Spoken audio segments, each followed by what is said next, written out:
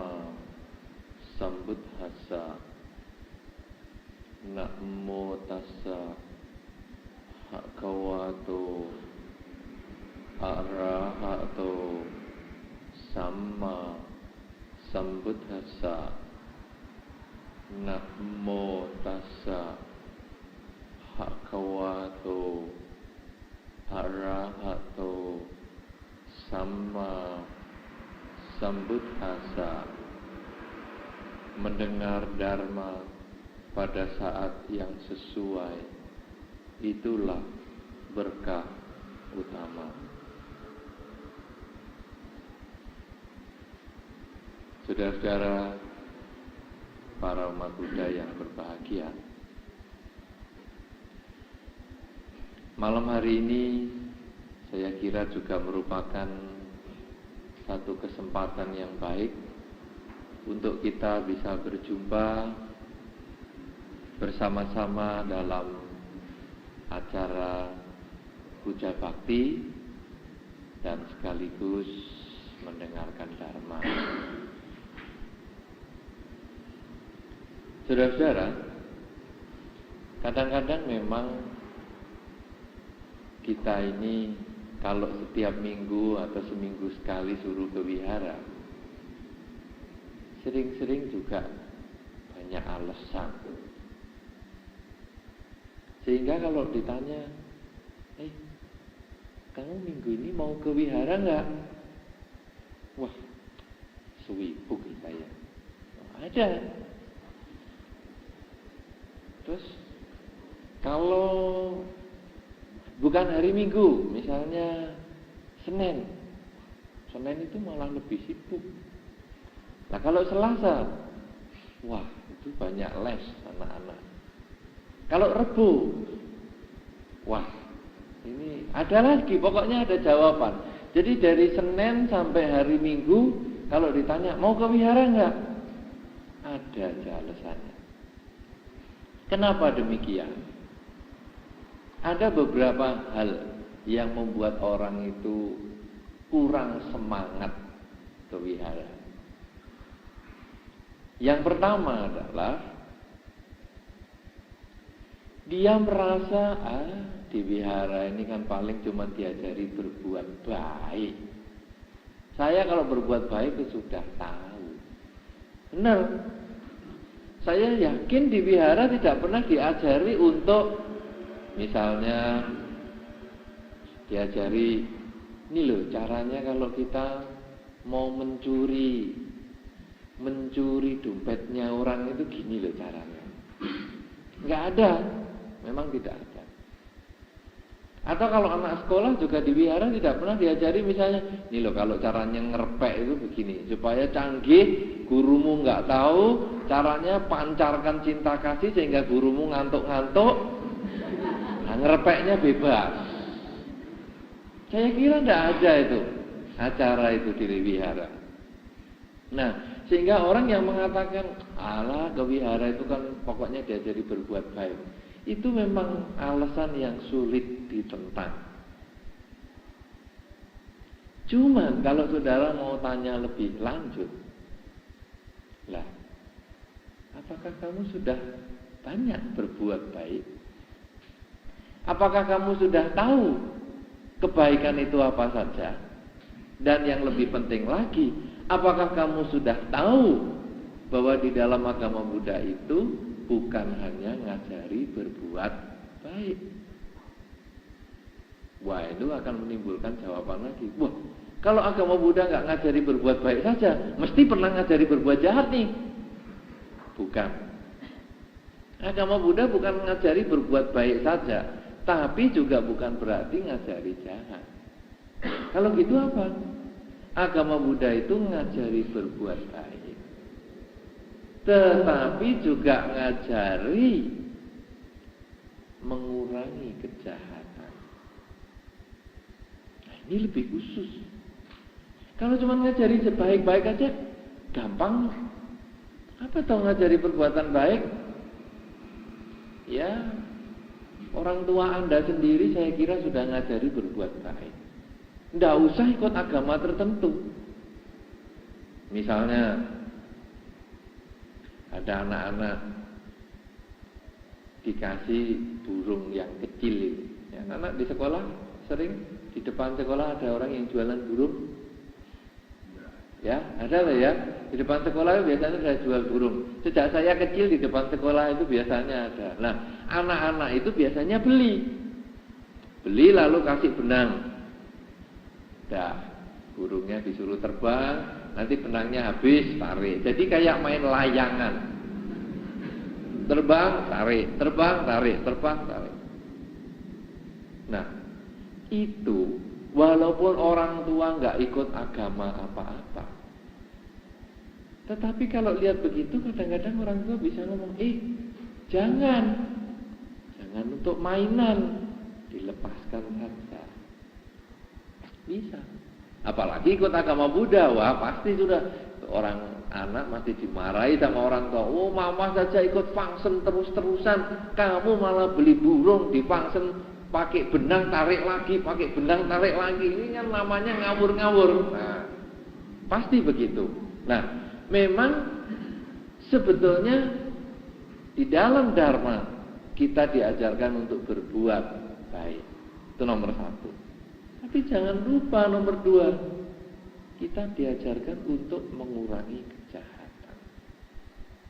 Nah, kejahatan ini yang kadang-kadang agak sulit kita ketahui. Kejahatan yang besar-besar tahu, karena banyak orang juga mengatakan begini, saya itu tidak perlu ke wihara, tidak apa-apa. Bahkan saya ikut agama aja, saya tidak rasa tidak perlu. Yang penting kan orang itu tidak jahati orang lain.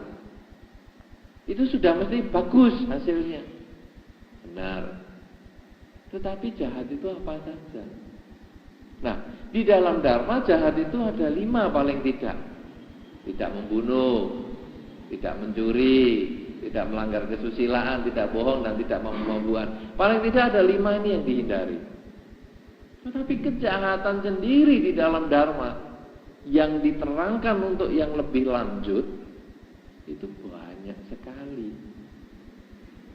Kita jahat bukan hanya lewat omongan, maki-maki, misuh-misuh, menipu, bukan. Kita juga jahat bukan hanya lewat badan, mukul orang, nyubit, nablek. Tapi kita juga jahat lewat pikiran. Lah ini yang agak sulit. Kalau tidak ke wihara nggak dapat ilmunya.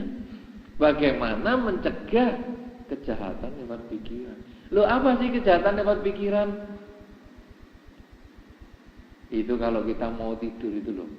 Itu biasanya muncul. Kita kalau mau tidur kan kadang kepikiran, tadi hari ini apa saja, langsung kita bisa ngomel. Tadi orang itu kok saya gitukan saja ya. Dia itu padahal jengkelkan sama saya. Kenapa ya enggak saya maki-maki? Sudah besok aja saya maki-maki.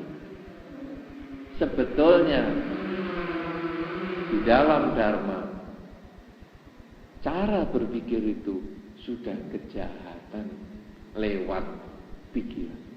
Dan itu yang mesti diatasi. Jadi orang jangan hanya ngomong ya berbuat baik gampang, tidak jahat juga bisa. Tapi kalau jahat lewat pikiran, saya rasa tidak banyak orang yang punya kesempatan untuk mengerti hal itu. Nah, tapi masih kurang lagi. Masih kurang lagi. Di agama Buddha bukan hanya diajari berbuat baik. Di agama Buddha bukan hanya diajari mengurangi kejahatan. Tapi juga di agama Buddha diajari menyucikan pikiran. Nah, menyucikan pikiran ini tadi caranya ada. Karena banyak orang yang berpikir, ya sudah pokoknya aku nggak pikiran jahat sama orang karena aku juga baik. Betul, nggak pikiran jahat sama orang kita bisa dapat bahagia. Tapi bagaimana caranya supaya kita tidak punya pikiran jahat? Wihara itu tempatnya dibabarkan latihan mengendalikan pikiran. Apakah salah satunya yang kita bisa kerjakan? Seperti tadi yang saudara latih dalam meditasi. meditasi ini untuk sebagian orang pekerjaan yang membosankan. Malah ada anak-anak wihara itu kalau ayo meditasi, ya meditasi. Kok suwi? Loh. Jadi merasa bingung, apa ya yang mau dikerjakan? Pelongo terus melek, lihat sebelahnya, masih diem dia. Tidak sabar lagi melek, lihat sebelahnya lagi, dia masih diem. Terus garuk-garuk, terus boyoknya dilo. Jadi orang tidak tahu apa sebenarnya tujuan meditasi. Dan itu rata-rata orang tidak ngerti.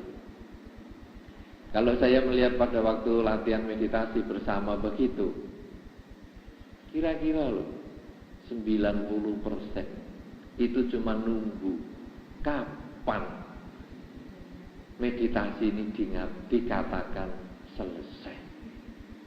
90%. 10% itu memang serius. 10% serius berjuang bagi yang mau belajar, dan ada 1-2% yang serius menikmati kenikmatan konsentrasi itu. Tapi 90% nunggu.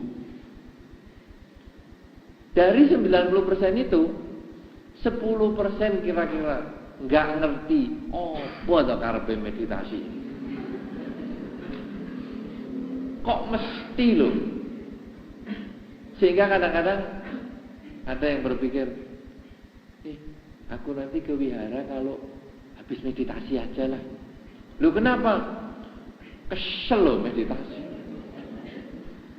Apa digigiti nyamuk, diem, bodoh.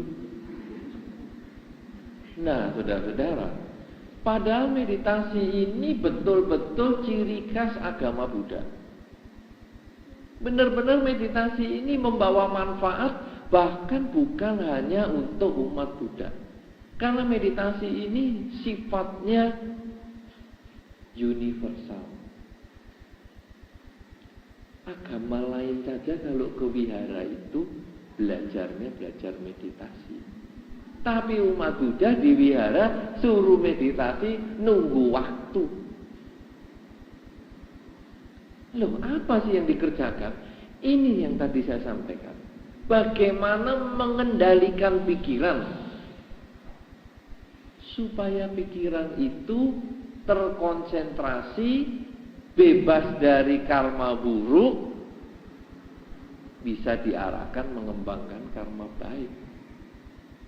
Ini meditasi. Loh, bagaimana caranya? Anda cukup konsentrasi. Anda duduk diam seperti yang tadi saya sampaikan, duduk tegak seperti yang tadi saya nyatakan, mata ditutup, benar-benar ditutup, dan perhatian pada napas. Tapi begitu, meditasi mulai. Begitu lampu mati, mata melek.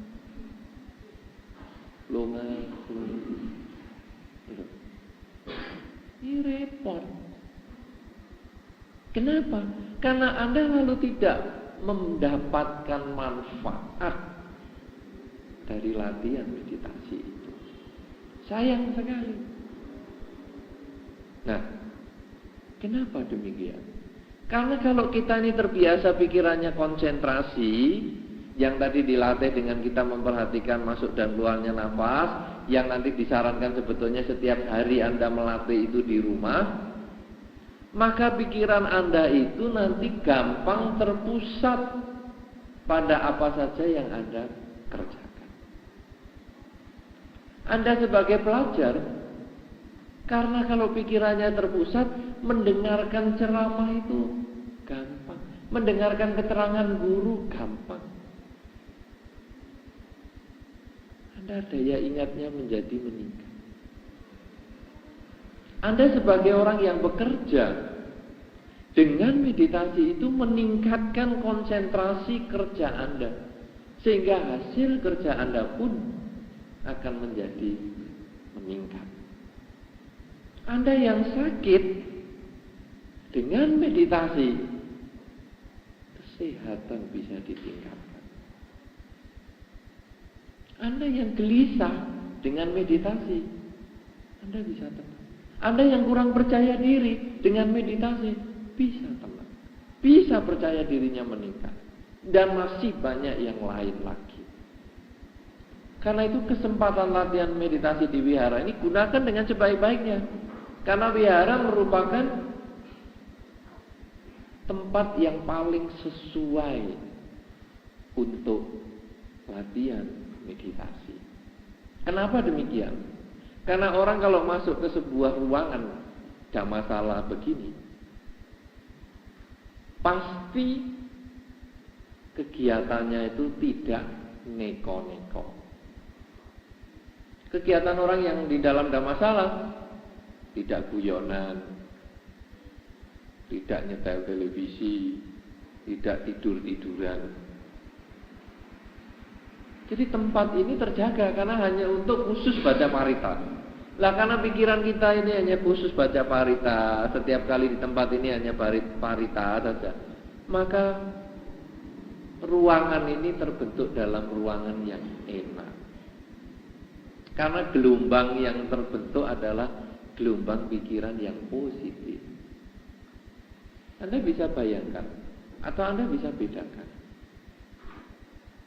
Anda pergi ke wihara yang hanya dipakai untuk kebaktian dan meditasi, serta Anda bandingkan kalau Anda pergi ke tempat pohon besar atau batu besar, yang di situ orang bisa minta macam-macam, punden itu loh, ya. Anda bisa minta rezeki, minta nomor, minta kaya, minta itu, minta apa saja.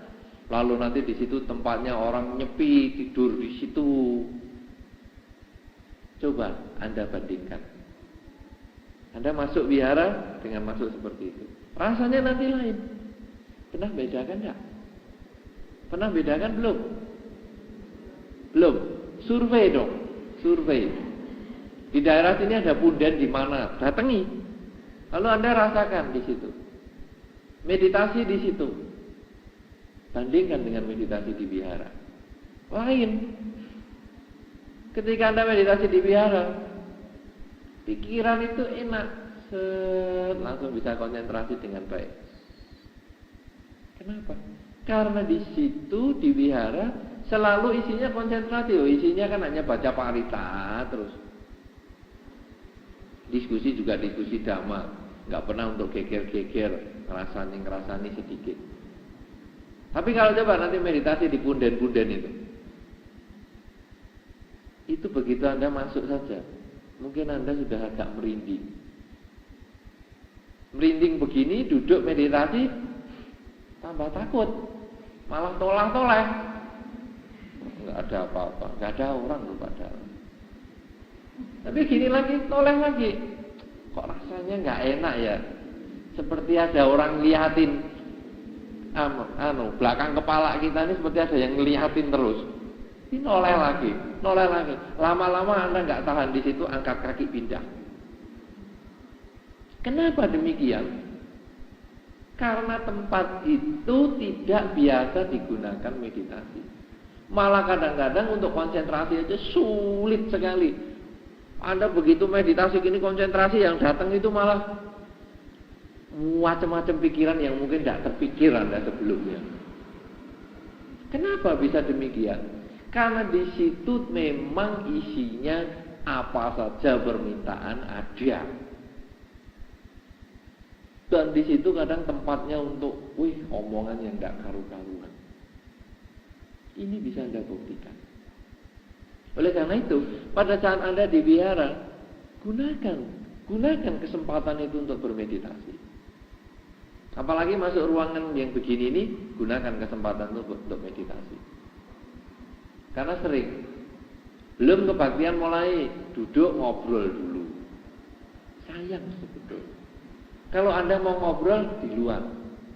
Begitu masuk, tidak usah ngobrol, nggak usah tolak-tolak temannya, duduk terus diam. Konsentrasi sampai kebaktian mulai. Itu akan sangat baik. Kenapa? Karena tempat ini punya ruangan luar. Jadi mau ngobrol, mau apa, di luar aja. Tapi begitu masuk, kita sudah siap. Wah, saya mau meditasi. Begitu. Sudah pernah belum Anda jalankan? Hah? Loh, nah nanti boleh mulai. Nah, bagi yang lihat temannya meditasi, jangan malah diganggu. Gua ya meditasi. Loh, meditasi diloke gaya. Di dalam Dharma itu sebetulnya meditasi ini wah yang paling top. Yang paling pokok. Karena meditasi ini benar-benar kita ada usaha yang kuat untuk mengendalikan pikiran kita. Ada usaha yang kuat untuk mengendalikan batin kita. Jadi ini sangat-sangat luar biasa penting. Karena itu saya menyarankan nanti kalau hari kebaktian lagi masuk meditasi. Belum pengen meditasi, tidak usah masuk. Di luar aja. Cerita di sana cerita. Tapi kalau dari dalam ini sudah duduk saja. Lah, gimana sekarang kalau misalnya pas kita sudah masuk ada teman dan kita pengen ngomong? Ya gini. Nanti pulang kamu jangan pulang dulu ya. Ada yang mau tak omongkan. Sudah terus diam-diam lagi. Dengan demikian suasana Dhammasala ini menjadi sakral. Karena sakral, tiap kali kita masuk, dingin, tenang. Sehingga kadang-kadang gak kepingin pulang rasanya. Pernah diantara Anda yang punya pikiran, enak loh kalau tinggal di wihara itu. Pernah nggak Anda punya pikiran begitu? Ada nggak? Ada dong. Rasanya kalau sudah masuk wihara itu tenang, terus urusan rumahnya nggak inget. Ya dong, rasanya enak gitu. Di rumah banyak problem. Jadi begitu di wihara nggak inget, happy, rasanya nggak pengen pulang. Ketika jam malam rasanya mau pulang, inget lagi problem di rumah. Sebetulnya nggak pengen pulang. Nah, itu manfaatnya saudara. Itu salah satu manfaat ke wihara. Anda mendapatkan ketenangan. Kalau Anda sudah bisa setiap kali ke wihara Anda merasa ada ketenangan, Anda merasa terpisah dari problem-problem yang Anda hadapi, maka manfaat wihara sudah ada pada diri Anda. Tapi kalau Anda ke wihara dan tidak rasanya biasa-biasa saja, datang ya biasa.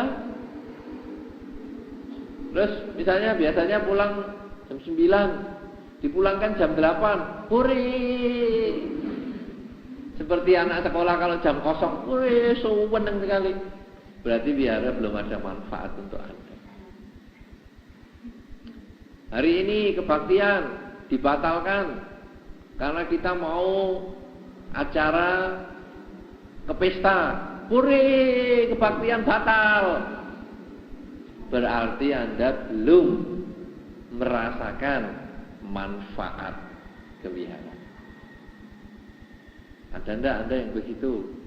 Hari ini batal, acara mau jalan-jalan ke mana dia sini? Dia Plaza. Plaza itu. Oh ya, hari ini wihara dibatalkan, kebaktiannya kita akan jalan-jalan ke Dieng Plaza. Hore, pesta, belanja. Wah, ini berat. Ini berarti Anda tidak merasakan manfaat. Kenapa? Kalau sudah Anda tidak merasakan manfaat, maka Anda tidak akan membutuhkan wihara. Saudara-saudara, Nah sekarang bagaimana wihara ini juga bisa memberikan manfaat? Nomor 1, wihara ini sendiri harus kebaktiannya rutin. Jangan kebaktian pencolotan. Minggu ini kebaktian, minggu depan tidak ada. Atau jamnya mencolot-mencolot. Kadang jam 7, kadang jam 9. Itu mesti tidak akan memberikan manfaat. Karena orang sudah sulit. Ini minggu depan kebaktiannya jam berapa ya? Sudah sulit. Tapi kalau minggu ini mesti jamnya segini, pulangnya jam segitu. Dengan disiplin, wihara memberi manfaat. Yang kedua, di wihara harus ada lagu Buddhis. Menyanyi itu sebetulnya mengeluarkan stres. Anda kalau stres, kadang-kadang kan kepingin bengok sak kenceng-kencengnya.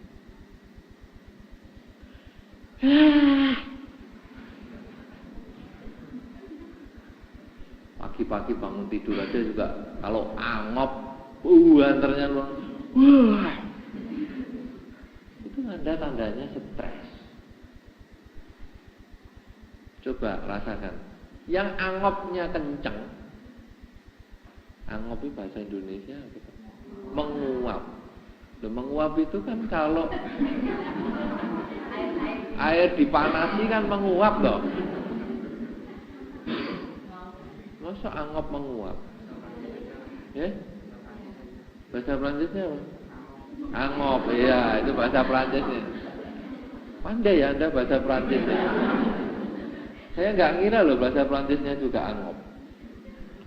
Nah, Anda begitu angop buanter begitu, lega rasanya. Wah, Anda stres.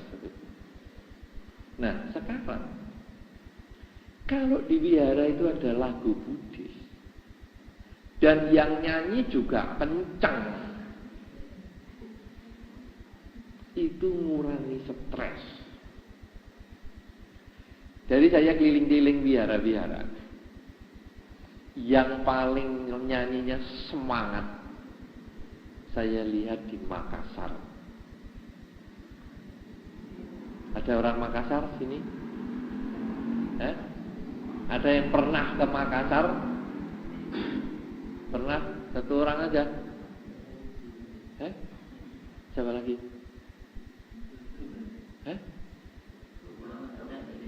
Belum ada. Iya, hari Minggu libur kita tur ke sana. Pagi berangkat, selesai kebaktian pulang. Lu cuma 1,5 jam kok. Lu 1,5 jam. Jadi pulang pergi cuma 3 jam. Makassar. Tapi 1,5 jam naik pesawat. Kalau Blitar pulang pergi 1,5 jam naik mobil. Itu paling semangat. Wah, memang dia profesional. Pemain organnya wihara itu juga pemain profesional. Dia kalau hari Minggu di wihara, kalau malam, tiap hari malamnya itu mesti kerja di restoran. Wah, memang dia pemain organ restoran. Jadi bagus. Penyanyinya juga profesional. Penyanyi-penyanyinya itu memang anak-anak wihara. Wah, tapi kalau malam kerjanya ya penyanyi di restoran semua. Jadi suaranya bagus. Nah, itu kalau kebaktian, karena musiknya keras, menyanyinya juga bagus, sound systemnya hebat. Wah, semua yang nyanyi juga semangat. Dan nyanyinya juga keras karena fales nggak denger. Musiknya kenceng, bunyinya penyanyinya kenceng, fales. Tapi di beberapa wihara yang lain, yang nyanyinya garingan, nyanyi garingan itu maksudnya tidak pakai musik, itu kan nyanyinya pelan-pelan.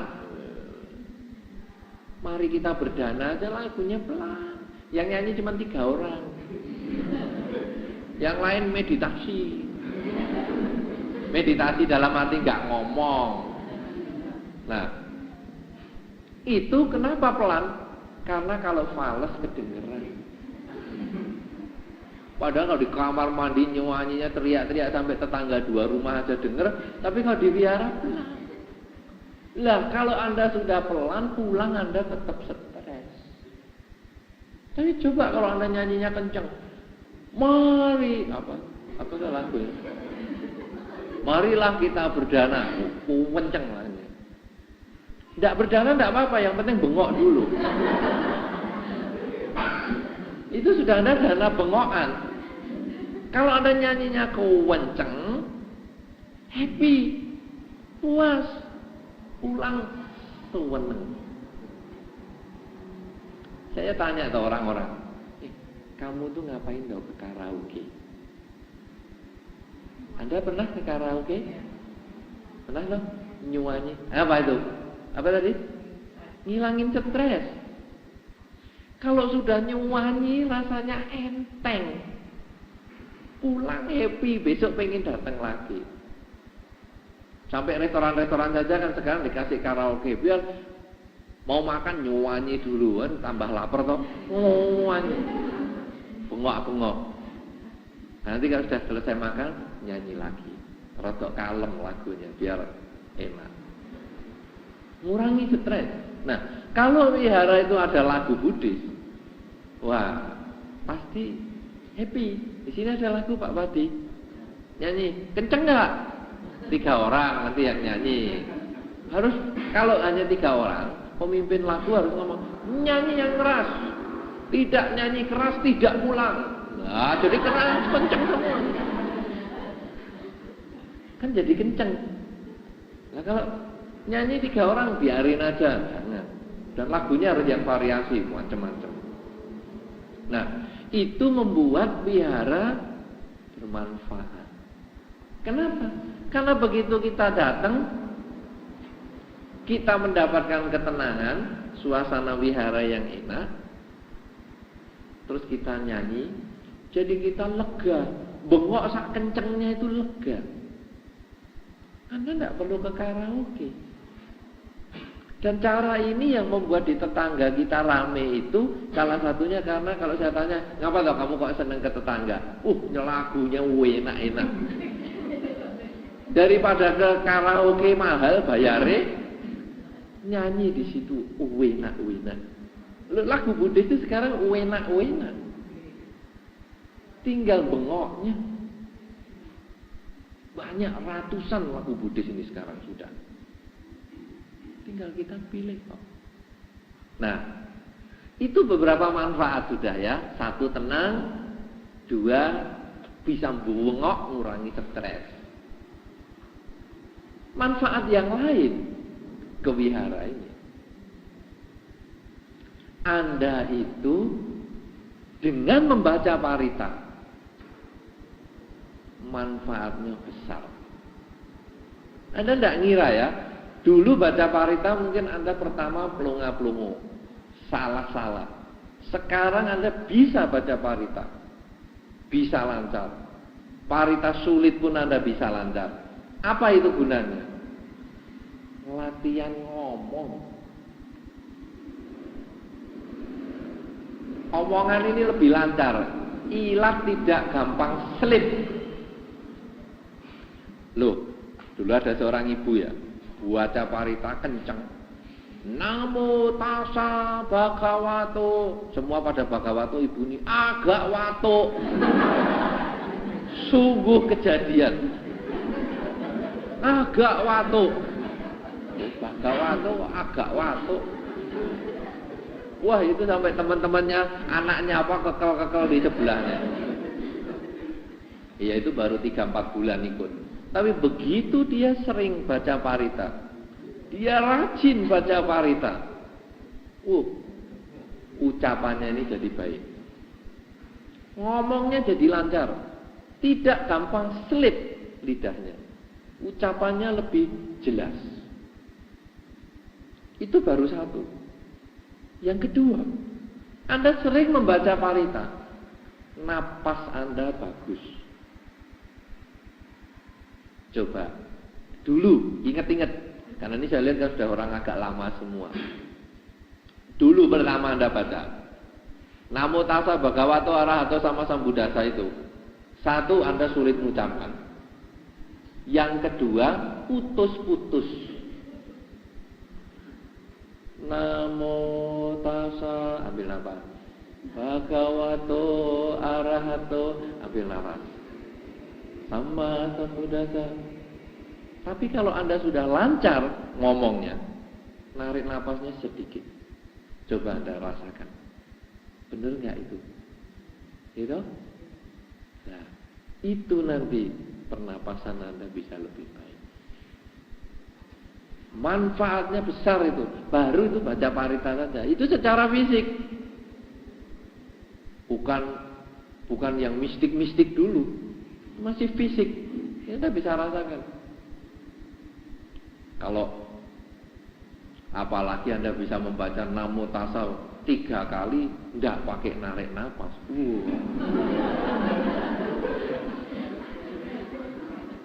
Hebat itu. Hebat sungguhan. Kalau sanggup. Ya. Tapi kalau tidak, minimal Anda akan latihan pernafasan. Sehingga kesehatannya akan bagus. Yang ketiga, duduk di lantai. Ini sebetulnya punya manfaat. Banyak orang kan ngenyek, agama Buddha saya paling gak suka itu karena duduk di lantai. Saya jawab, duduk di lantai itu kalau bisa, duduk di kursi gampang. Tapi bisa duduk di kursi, belum tentu loh bisa duduk di lantai. Nah, satu hal yang paling mengesankan duduk di lantai itu adalah, kalau bukan rumah tingkat begini yang langsung ke tanah, itu ngatasi sakit perut. Orang kalau nggak biasa duduk di lantai, langsung duduk di lantai yang keramikan, anginnya keluar.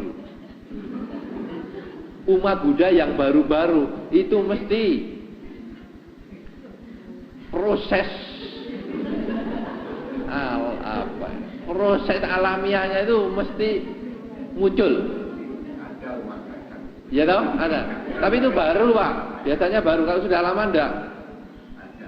Sampai lama begitu terus? Enggak, sampai lama ya terus begitu, ngegas terus. Wah, kebiasaan itu. Itu di rumah saya kira ya begitu sudah. Nonton TV ya begitu. Itu pola makannya. Karena kalau sampai ngegas terus, itu pola makannya banyak gasnya. Banyak gasnya, makan cabai, makan apa, kacang, itu mesti ngegas. Melinjo, itu mesti ngegas. Tapi kalau yang normal-normal kan enggak. Tapi kalau kita suruh langsung duduk di lantai, mesti itu keluar perutnya. Klutuk. Itu umat baru mesti begitu. Saya sudah niteni. Kalau sudah, kok rasanya keluar terus. Nah, kamu mesti orang baru. Tapi kalau sudah lama, biasa. Kenapa demikian? Ini bagian dari latihan. Itu salah satu manfaat yang lain. Nah, kalau kita lebih dalam lagi pergi ke wihara itu, selain manfaat yang bersifat fisik seperti itu, apa yang lain? Dengan membaca parita, walaupun tidak ada ceramah, yang pertama Anda memperoleh manfaat konsentrasi bisa. Baca parita itu, apalagi kalau dalam hati, nggak gampang loh. Baca parita dalam hati lebih sulit daripada baca parita diomongkan. Pernah Anda bedakan itu? Anda ngomong iti piso itu saja, Buddha Nusati, dalam hati bisa selip. Iki mau tekan dia. Iya toh? Sampai mana nih? Iya toh? Apa ya tadi? Baleni lagi iti piso. Baca parita dengan ucapan itu lebih gampang. Karena pikiran kita kemana-mana, akhirnya tahu buntutnya yang terakhir. Oh, sampai situ ngikuti. Tapi kalau dalam hati, kalau nggak konsentrasi, mesti selip. Nah, itu sebetulnya Anda latih yang konsentrasi. Jadi yang meditasi 20 menit tadi, Anda bisa mulai kendalikan dengan baca parita dalam hati. Ayo coba latihan. Kalau Anda bisa itu, wah, itu Anda sudah lumayan konsentrasi. Belum tentu. Belum tentu loh Pak. Pikiran itu aneh. Jangan kata ngomong Buddha Nusati yang gampang. Nama Karagata aja orang sering salah kok. Nama Karagata itu lah gampang. Swakato Bhagavata Dhammo Sanditiko Akaliko. Loh kok salah? Nyampe ke sana loh Pak. Jangan dikira. Makanya pimpinan kebaktian itu harus bawa buku parita. Walaupun hafal kayak apa, harus bawa. Kenapa? Karena pada satu ketika pikirannya keluar anehnya, pleng kosong. Weh, nggak ngerti apa-apa loh. Nama kara aja bisa lupa. Kalau lebih sering lagi kalau pimpinan kebaktian itu puja kata itu, ya mama koma yang bagawato, bagawantang abiwade. Itu aja bisa salah. Kenapa? Karena kadang-kadang pikiran kita ke tempat lain. Nah, oleh karena itu, parita memang gampang kalau pas Bapak konsentrasi. Anda konsentrasi memang gampang. Tapi tiba wayahe, jatuh tempo, Anda pas konsentrasinya buyar. Parita yang paling gampang pun Anda tidak bisa. Karania Metasuta itu loh. Itu saja sering bulet kok. Ya, Naca Kudang sama Cari Kinci itu kan sama Yena Winyu itu kan bolak-balik kan bisa keliru-keliru terus. Bisa enggak habis-habis loh Karania Metasuta itu. Iya, itu bisa balik ke situ, balik ke situ. Iya toh, karena buntutnya kan apa Sabisata Bawantu Sukitata itu terus ini apa Naca Kudang apa Yena Winyu, balik lagi. Bisa kejadian itu, moro-moro langsung diajar Sabitio Iwat Hantu atau apa, bisa. Nah, oleh karena itu parita ini sendiri meningkatkan konsentrasi. Yang kedua, dengan parita itu kalau kita ngerti artinya, meningkatkan perilaku. Karena parita itu kebanyakan khotbah Sang Buddha.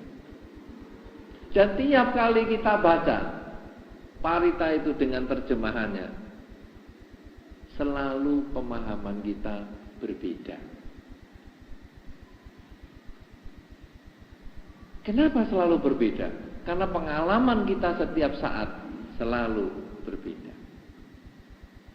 Nah, jadi kalau baca parita harus dengan terjemahannya.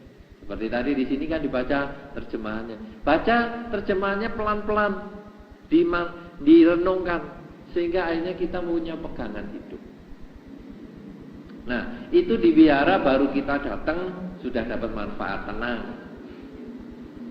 Bisa latihan meditasi. Yang kedua, gitu. Yang ketiga, kalau kita baca parita bisa memperlancar ucapan. Lidah dilatih yang bagus. Parita yang agak sulit untuk dibaca maupun dihafal itu Jaya Manggala. Ya, bagi ibu-ibu atau bapak yang sudah pernah baca, itu sulit. Bahum saha sama bini mita sayu dantang. Itu bisa kecedit itu. Tapi kalau Anda bisa pas itu, lewat itu, tidak kecedit. Itu bagus. Parita yang agak gampang tapi sulit diucapkan itu Wijaya Sutta. Wijaya Sutta yang parita orang meninggal. Itu panjang dan sesnya banyak. lohitan saca apa? Wah, itu bagi Anda yang lidahnya pelo, wah, pasti keteteran. Wijaya Suta itu agak belakang. Itu kalau Anda baca keras-keras, apalagi anak-anak sekolah ini ya. Kalau Anda di rumah Anda baca itu keras-keras. Oh, disuruh upacara baca Pancasila. Pancasila, gampang sekali. Ucapan Anda akan jelas. Nah, itu manfaat yang lain. Manfaat berikutnya, pernafasan Anda akan bagus. Manfaat di wihara yang lain, karena duduk di lantai, perut Anda tahan. Manfaat yang lain lagi, dengan baca parita, konsentrasi Anda meningkat. Manfaat yang lain lagi, dengan membaca parita dan mengerti artinya, maka Anda punya pedoman hidup. Nah, manfaat yang jauh lebih penting lagi, ketika Anda bisa mendengarkan dhamma di wihara. Di wihara kan ada dhamma. Dhamma di sana, ceramah dhamma. Anda dengarkan. Dhamma di sana itu tidak pernah membosankan sebenarnya. Sebenarnya tidak pernah membosankan. Dhamma di sananya, caranya membabarkan aja yang sering boseni. Tapi kalau isi dharma, tidak pernah bosan. Kenapa? Dari dulu orang menceritakan misalnya riwayat Sang Buddha. Isinya ya riwayat Sang Buddha itu aja. Tetapi si A yang menceritakan dengan si B yang menceritakan tidak sama. Atau si A yang menceritakan dulu dengan si A yang sekarang tidak sama. Ceritanya sudah berkembang. Atau kita yang mendengarkan saja pengalamannya sudah bertambah. Sehingga walaupun kelihatannya sama riwayat Sang Buddha, tapi punya pengertian yang berbeda untuk kita. Sehingga di dalam Dhamma dikatakan, kalau mendengar Dhamma itu apa manfaatnya? Yang belum ngerti, jadi ngerti. Tapi yang sudah ngerti, jadi jelas. Yang ragu-ragu, jadi lebih punya kepastian. Ini akan ada manfaatnya. 4 kesunyataan mulia. Dari dulu diterangkan oleh banyak orang. Tetapi Anda mendengarkan dengan enak. Kenapa? Karena semua orang cara menerangkannya tidak sama.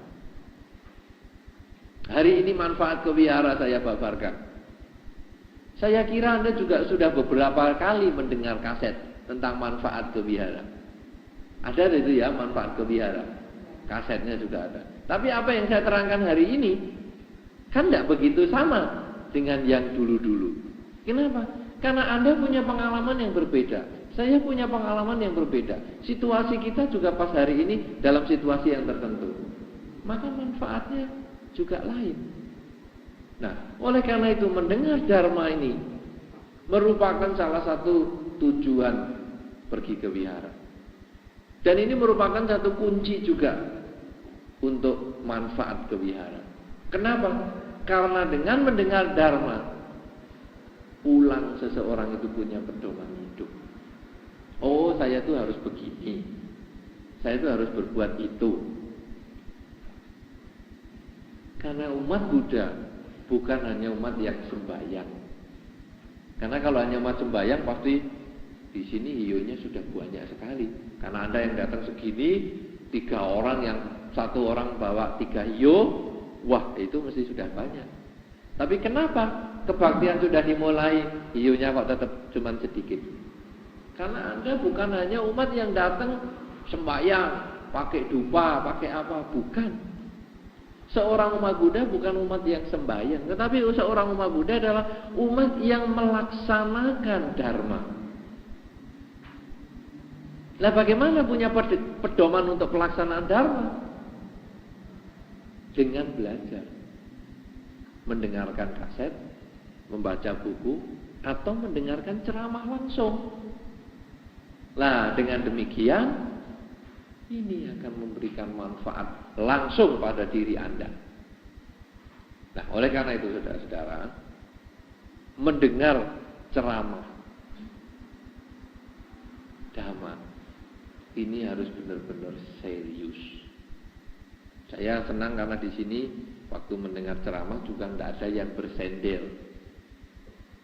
Di beberapa tempat kalau kebaktian itu serius, tapi begitu mau ceramah, wah langsung semua mepet ke tembok, plek plek plek plek plek plek. Ini membuat ngantuk. Orang kalau sudah senderan, mepet di tembok, padahal kebetulan pas ceramahnya yang hebat-hebat, yang tinggi-tinggi, kadang-kadang kan jadi ngantuk toh. Ngantuk terus ngelenggut. Wah. Tapi dengan Anda tidak nempel di tembok, ngantuk pun Anda tidak bisa tidur. Dan ini memberi manfaat. Ceramah dhamma itu bermanfaat sekali untuk Anda. Karena Anda lalu punya pedoman hidup, punya pegangan hidup yang nanti Anda bisa bawa pulang. Nah, sehingga Anda bukan hanya umat yang sembayangan, tapi Anda menjadi umat yang melaksanakan dharma. Pelaksana dharma. Jadi umat Buddha bukan hanya umat Buddha ini apa toh? Siap pokoknya kalau minggu kebaktian, bukan. Tapi umat Buddha itu apa? Umat yang melaksanakan dharma. Apa sih yang harus dilaksanakan? Melihat hidup sebagaimana adanya. Dharma itu diterangkan kapanpun juga sebetulnya tujuannya hanya satu. Lihatlah hidup ini sebagaimana adanya. Semuanya punya kekurangan dan kelebihan. Hindarilah kekurangan, perbaikilah kekurangan sendiri, tingkatkanlah kelebihan sendiri. Tirulah kelebihan orang. Jadi setelah melihat hidup itu ada kelebihan dan kekurangan, maka kelebihan sendiri tingkatkan, kelebihan orang ikuti. Kekurangan sendiri jangan dimunculkan. Kekurangan orang jangan ditiru. Ini salah satu dharma. Nah, dengan melihat demikian maka kita lalu melihat, oh hidup ini tidak kekal, selalu ada perubahan. Kalau begitu saya harus selalu menyesuaikan dengan perubahan. Mungkin dulu saya senang, sekarang saya jadi tidak suka sama dia. Oh ini hanya proses perubahan. Oh dulu saya benci sama dia, sekarang saya menjadi sayang sama dia. Ini pun juga hanya perubahan, proses. Dengan kita menyadari proses itu, suka dan duka ternyata hanya permainan pikiran kita, bukan karena unsur luar. Nah ini adalah semacam intisari dharma. Karena itu, saudara-saudara, marilah kita menghilangkan kesan kewihara itu tidak begitu perlu karena hanya diajari berbuat baik. Bukan hanya itu. Diajari berbuat baik, diajari mengurangi kejahatan, sekaligus diajari membersihkan pikiran kita. Dan masih banyak manfaat lagi di wihara yang tentunya Anda semua bisa setahap demi setahap Anda dapatkan selama Anda menjadi umat Buddha. Dan nanti di dalam diskusi mungkin kita akan bisa lebih banyak menggali manfaat apalagi yang kita bisa dapatkan selama kita di wihara. Ya, inilah yang perlu saya sampaikan. Semoga dengan mendengarkan dharma pada saat yang tepat, yaitu saat kebaktian ini, bisalah memberikan manfaat, menambah keyakinan, menambah semangat untuk kita rajin ke wihara, bukan hanya rajin datang secara fisik, tapi rajin menggali makna ke wihara, rajin menggali makna dharma, rajin mempelajari dharma, dan untuk dijadikan pedoman hidup dalam kehidupan kita sehari-hari, sehingga kita akan memperoleh kebahagiaan di dalam dharma. Semoga Anda berbahagia, semoga semua makhluk, baik yang tampak maupun yang tidak tampak, memperoleh kebaikan dan kebahagiaan sesuai dengan kondisi karmanya masing-masing. Sabbe sata bhavantu sukhitata.